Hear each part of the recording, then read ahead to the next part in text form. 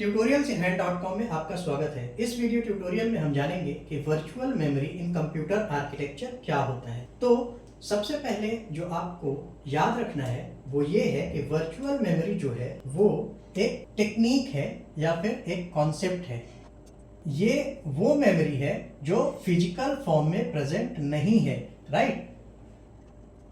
तो ये physical form में प्रेजेंट नहीं है, ये आपको अपने दिमाग में बैठा लेना है। ये वो मेमोरी है जो फिजिकल फॉर्म में प्रेजेंट नहीं है। ये आपसे एमसीक्यू में पूछा जा सकता है, राइट। और फिजिकल फॉर्म में प्रेजेंट नहीं होने का मतलब क्या है, फिजिकल फॉर्म में प्रेजेंट होना क्या है। जैसे मैं हूं, आप हो, ये व्हाइट बोर्ड है या टेबल, चेयर, डोर, जो भी हम देख सकते हैं, उसे छू सकते हैं, उसे फील कर सकते हैं, वो फिजिकल फॉर्म में प्रेजेंट है। बट फिजिकल फॉर्म में जो प्रेजेंट नहीं है वो है वर्चुअल मेमोरी। या फिर आपने देखा होगा mirage in the desert, right, जो कि फॉर्म होता है total internal reflection of light की वजह से, जिससे महसूस होता है आपको कि उस जगह पर पानी है, बट जब आप वहां जाते हैं तो वहां आपको पानी नहीं मिलता है। तो वो क्या है, वो एक इल्यूजन है, वो एक भ्रम है, राइट। तो वर्चुअल का मतलब ही होता है भ्रम या फिर छल करने वाला। बट ये भ्रम या छल जो वर्चुअल मेमोरी में आता है वो आपको हानि पहुंचाने के लिए नहीं है, उससे आपके कंप्यूटर को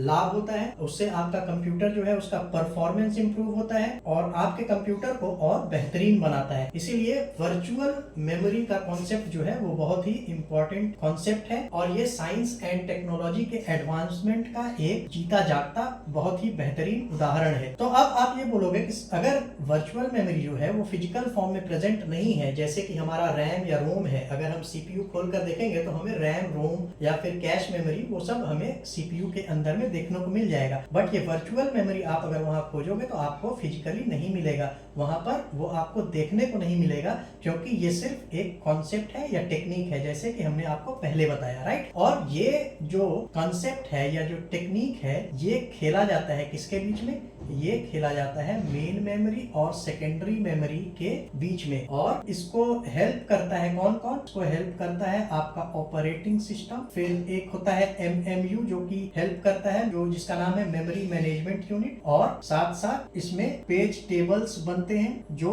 मैपिंग जो होती है वर्चुअल मेमोरी में उसको मेंटेन करने के लिए ये टेबल यूज होता है। तो ये तीनों जो है ये सहायक की भूमिका निभाते हैं, जो मेन मेमोरी और सेकेंडरी मेमोरी के बीच में एक खेल खेला जाता है, जिससे कि आपको एक एक्स्ट्रा मेमोरी होने का भ्रम दिलाया जाता है और आपको लगता है कि आपके पास एक्स्ट्रा मेन मेमोरी अवेलेबल है, जो कि बनता है वर्चुअल मेमोरी कॉन्सेप्ट के वजह से आपको यहाँ पर एडिशनल मेमोरी देखने को मिलता है। ये वर्चुअल मेमोरी कॉन्सेप्ट के वजह से आपको ये एक्स्ट्रा मेमोरी देखने को मिलता है या फिर महसूस होता है, बट ये एक्चुअल में प्रेजेंट नहीं है, राइट। इसीलिए इसका नाम वर्चुअल मेमोरी है। मैं बार बार दोहरा रहा हूँ क्योंकि ये वर्चुअल मेमोरी है, ये फिजिकल फॉर्म में प्रेजेंट नहीं है, बट ये कॉन्सेप्ट है जिससे आपको एक्स्ट्रा मेमोरी होने का एहसास होता है। अब ये कैसे होता है ये हम आपको समझाएंगे और उसी दौरान हम आपको समझाएंगे और भी इम्पोर्टेंट कॉन्सेप्ट, जैसे कि वर्चुअल एड्रेस स्पेस क्या है या फिर फिजिकल एड्रेस स्पेस क्या है, और मेमोरी मैनेजमेंट यूनिट कैसे काम करेगा, और पेज टेबल किस तरह से काम करेगा आपको वर्चुअल मेमोरी क्रिएट करने में, राइट। तो अब हम आगे बढ़ते हैं उस तरफ। तो अभी मान लेते हैं कि ये हमारा मेन मेमोरी है और ये सेकेंडरी मेमोरी है, राइट। और जितने भी बॉक्सेस आप देख रहे हैं मेन मेमोरी में, ये डिवाइड किया गया है मेन मेमोरी को डिफरेंट पार्ट में। तो हर एक बॉक्स जो है वो मान लीजिए 5 MB ऑफ मेमोरी प्रोवाइड करेगा, राइट। यहाँ पर 5 MB ऑफ मेमोरी या 5 MB डेटा या प्रोग्राम ये होल्ड कर सकता है ईच बॉक्स, राइट। तो सभी बॉक्स को 5 MB मेमोरी एलोकेटेड है और वो 5 MB प्रोग्राम को होल्ड कर सकता है। अब मान लीजिए आपकी जो बाकी मेमोरीज जो है वो आप सोचिए कि ये ऑलरेडी ऑक्युपाइड है, राइट। इसमें कोई प्रोग्राम ऑलरेडी एग्जीक्यूट हो रहा है और ये होल्ड करके रखा हुआ है main memory, different programs hold करके रखे हुए हैं मेन मेमोरी को, ये सब ऑलरेडी ऑक्युपाइड है, ये फ्री नहीं है। अब आपके पास एक प्रोग्राम है, मान लीजिए आपके पास अभी एक प्रोग्राम है ए जो एग्जीक्यूट करना है और मेन मेमोरी को उसकी रिक्वायरमेंट है। अगर मेन मेमोरी उसे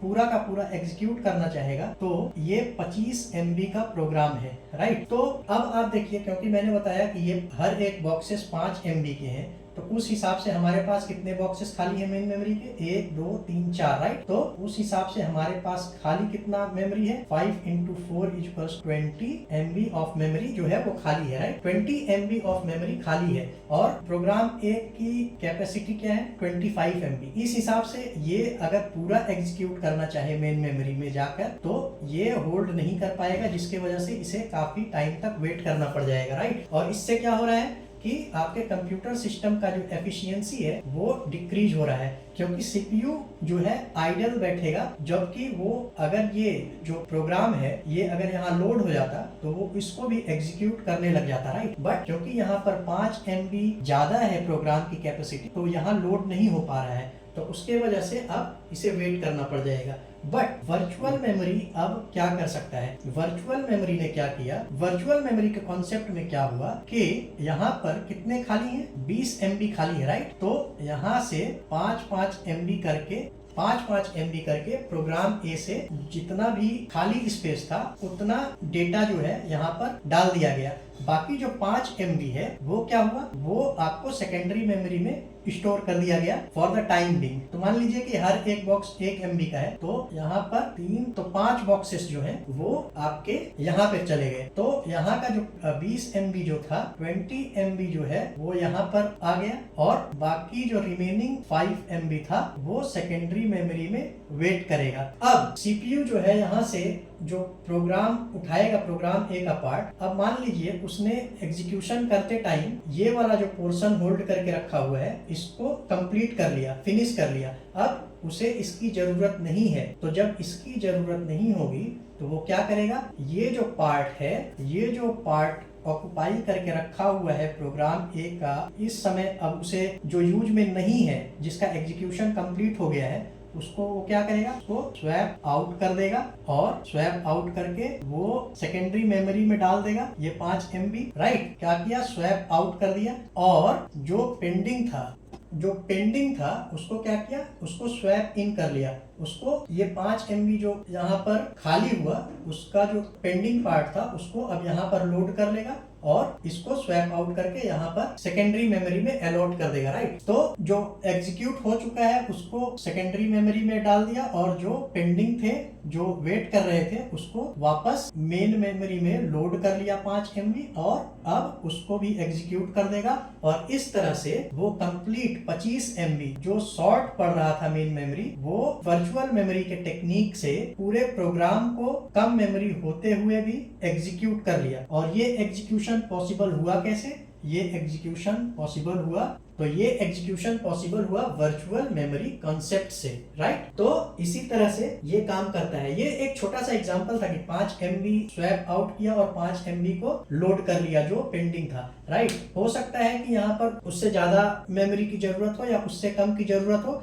तो वो इसी तरह से एडजस्ट करेगा उस वर्चुअल मेमोरी का जो एल्गोरिदम है वो उसको एडजस्ट करेगा ताकि सीपीयू जो है वो खाली ना बैठे और मेमोरी का कोई भी पार्ट जो है वो अनयूज ना रहे, प्रॉपरली उसको यूटिलाइज किया जा सके। और ये वर्चुअल मेमोरी कॉन्सेप्ट जो है हेल्प करता है अचीव करने। अब जब ये स्वैप इन और स्वैप आउट वाला पोर्शन होता है ना, तो यहाँ पर बीच में इस गेम में जो हेल्प करता है वो होता है, बीच में होता है एक पेज टेबल। पेज टेबल क्या करता है, वो मेंटेन करता है एड्रेस को। अब एड्रेस के 2 पार्ट हैं, एक है वर्चुअल एड्रेस स्पेस और दूसरा है फिजिकल एड्रेस स्पेस। तो वर्चुअल एड्रेस स्पेस जो है वो जो वर्चुअल मेमोरी जो यहाँ पर बीच में जनरेट हुआ है, आपको लग रहा है, भ्रमित कर रहा है कि एक वर्चुअल मेमोरी है जो कि स्पेस को बढ़ा रहा है, उस पर्टिकुलर पोर्शन को वर्चुअल एड्रेस स्पेस कहते हैं और उसको डिवाइड करते हैं इसी तरह से सेगमेंट्स में, जिसको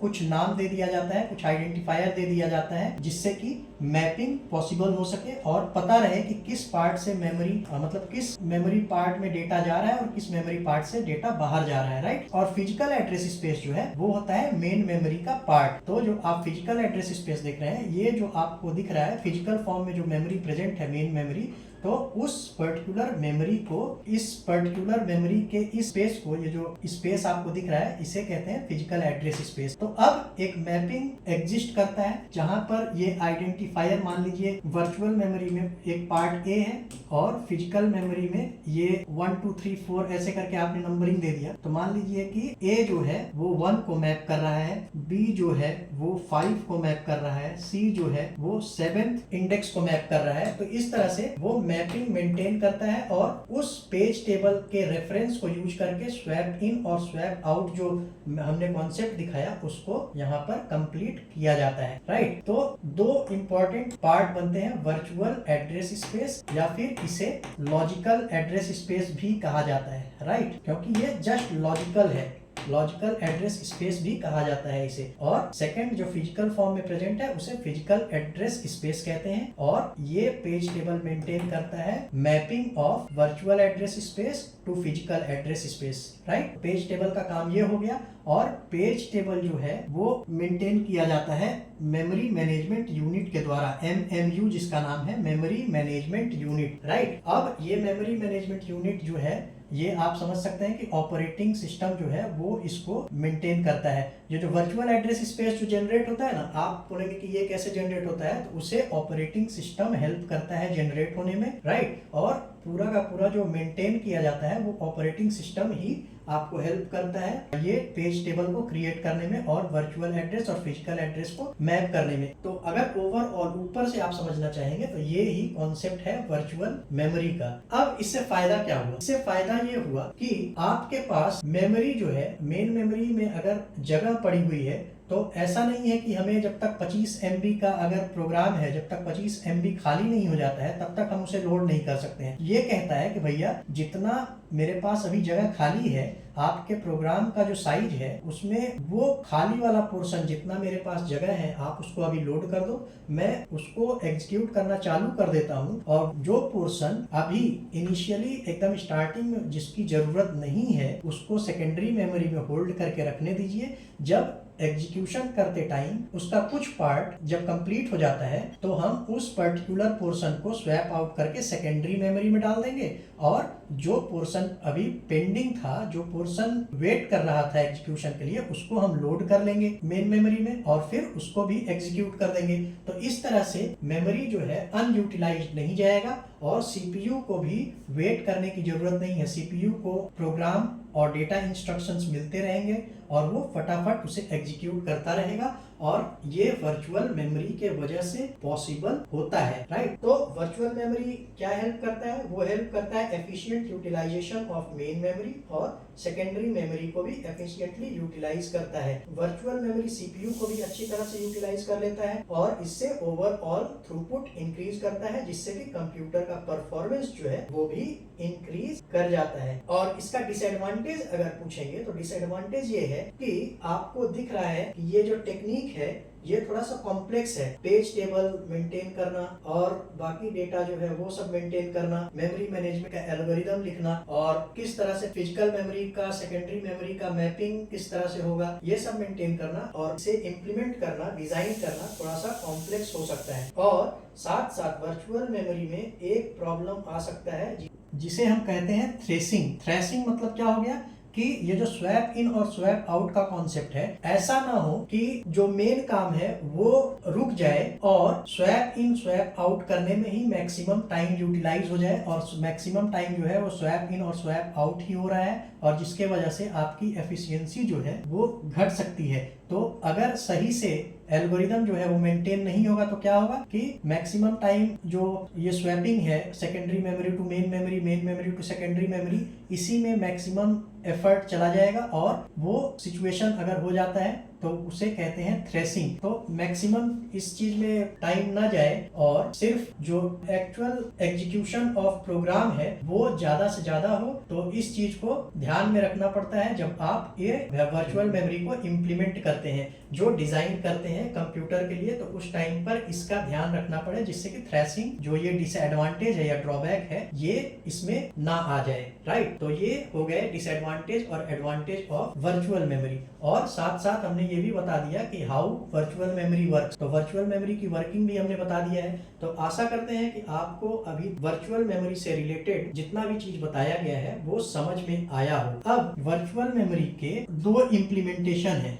वर्चुअल मेमोरी इंप्लीमेंट कैसे किया जाता है? वर्चुअल मेमोरी के इंप्लीमेंट करने के 2 तरीके हैं। एक होता है पेजिंग टेक्निक और दूसरा होता है सेगमेंटेशन टेक्निक। तो ये दोनों टेक्निक्स हैं जिसके द्वारा हम वर्चुअल मेमोरी को इंप्लीमेंट कर सकते हैं। Virtual memory implementation. तो वर्चुअल मेमोरी इंप्लीमेंटेशन करने के 2 तरीके हैं, वो है पेजिंग और सेगमेंटेशन। और नेक्स्ट वीडियो ट्यूटोरियल में हम पेजिंग को कैसे इंप्लीमेंट कर सकते हैं और पेजिंग कैसे काम करता है इसके बारे में जानेंगे और उसके बाद सेगमेंटेशन को भी देखेंगे। राइट, आशा करता हूँ कि आपको इस वीडियो से वर्चुअल मेमोरी के बारे में ज्यादा से ज्यादा नॉलेज गेन हुआ हो। और यदि आपको ये वीडियो अच्छा लगा हो तो हमें लाइक और सब्सक्राइब करना ना भूलिएगा, क्योंकि ये हमें मोटिवेट करता है आपके लिए और भी बेहतरीन वीडियोस ले आने के लिए। तो अभी के लिए मैं आपसे विदा लेना चाहूँ। आगे फिर मिलेंगे नेक्स्ट वीडियो में न्यू कॉन्सेप्ट्स के साथ। तब तक के लिए धन्यवाद।